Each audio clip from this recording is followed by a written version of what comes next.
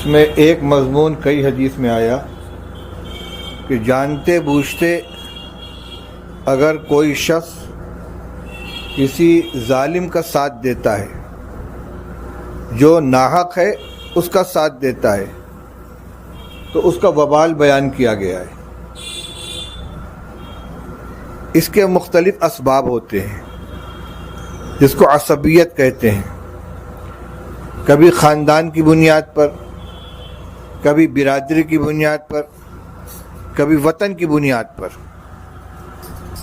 اللہ کا فضل ہے، دارالعلوم اس فتنے سے بہت دنوں سے محفوظ ہے، لیکن شیطان پیچھے لگا رہتا ہے۔ ہماری طالب علمی کے زمانے میں ایک مرتبہ بہار اور یو پی کے طلبہ میں ٹھن گئی تھی، اگرچہ اس کا رخ دوسرا تھا، علمی مقابلہ ہو رہا تھا، مضامین لکھے جا رہے تھے، پرچے آ رہے تھے، لیکن منافست بہت زور کی تھی۔ لیکن حکیم الاسلام حضرت مولانا قاری محمد طیب صاحب رحمۃ اللہ علیہ نے بڑی حکمت کے ساتھ اس کو گزار دیا اور سب کو ملا دیا۔ مگر کبھی کبھی ہوتا ہے، اور چھوٹے مدرسوں میں زیادہ ہوتا ہے۔ کیا ہوتا ہے؟ یو پی کے ایک لڑکے نے ایک بہاری کو مار دیا ہے۔ اب یو پی والے سب ایک ساتھ ہو گئے، بہاری سب ایک ساتھ ہو گئے۔ یعنی ایک فرد نے ایک فرد کو نہیں مارا ہے، دونوں ساتھی ہیں، ایک ساتھ کھاتے پیتے ٹہلتے ہیں، پڑھتے ہیں، جب تک کوئی بات نہیں تھی، لیکن اختلاف ہو گیا اور ہاتھ چل گیا تو فوراً اس میں ایک یو پی کا ہو گیا، ایک بہار کا ہو گیا۔ یہ جاہلیت ہے۔ حدیث میں واقعہ بیان کیا گیا ہے کہ ایک صحابی جن کی مزاج کے اندر مزاح تھا، مذاق کرنے والے، دوسرے ساتھی کے ساتھ انہوں نے کچھ مذاق کیا اور ان کو غصہ آ گیا، انہوں نے ایک تماچا مار دیا۔ جب انہوں نے تماچا مارا، انہوں نے آواز لگا دی، کچھ ان کے حمایتی آ گئے، انہوں نے کچھ آواز لگائی، ان کے حمایتی آ گئے، یا للانصار یا للمہاجرین، چلو انصاریو، چلو مہاجرین۔ رسول اللہ صلی اللہ علیہ وسلم کو اطلاع، فوراً تشریف لائے۔ ما بال دعوی الجاہلیہ، یہ کیا جاہلیت کی باتیں کر رہے ہو؟ میں تمہارے درمیان موجود ہوں۔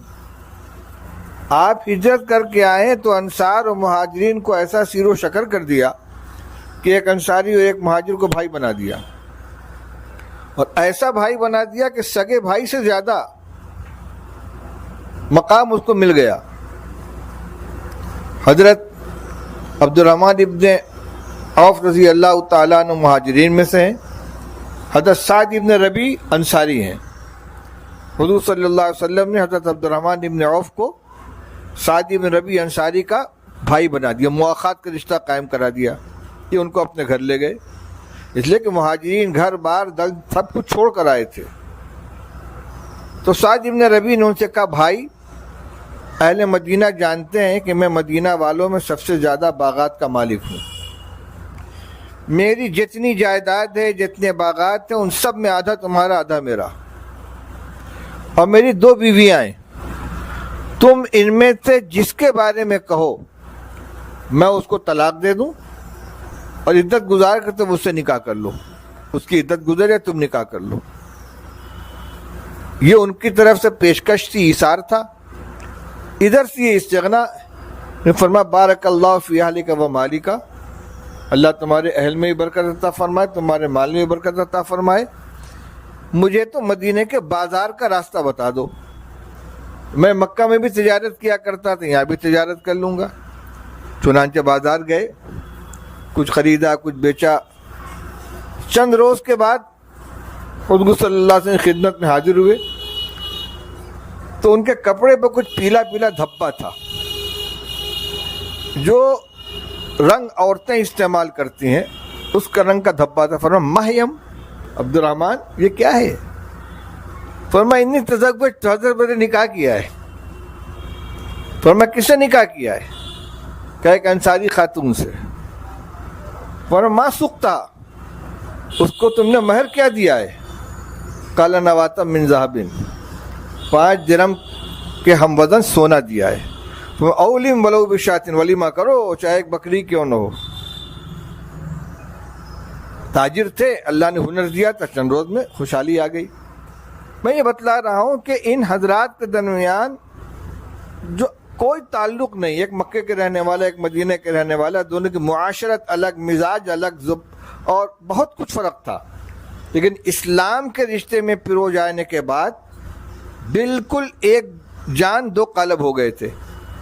اب جب اس میں سے یہ آواز نکلی یا للانصار یا للمہاجرین، تو رسول اللہ صلی اللہ علیہ وسلم نے فرمایا ما بال دعوی الجاہلی، یہ تو جاہلیت کے زمانے کی بات ہے کہ عصبیت کی بنیاد پر کہ انصاری کو مہاجری نے مار دیا یا مہاجر کو انصاری نے مار دیا، تو اب سب مہاجر ایک ساتھ ہو گئے، سب انصاری ایک ساتھ ہو جائے، یہ دعویٰ ہو رہا ہے۔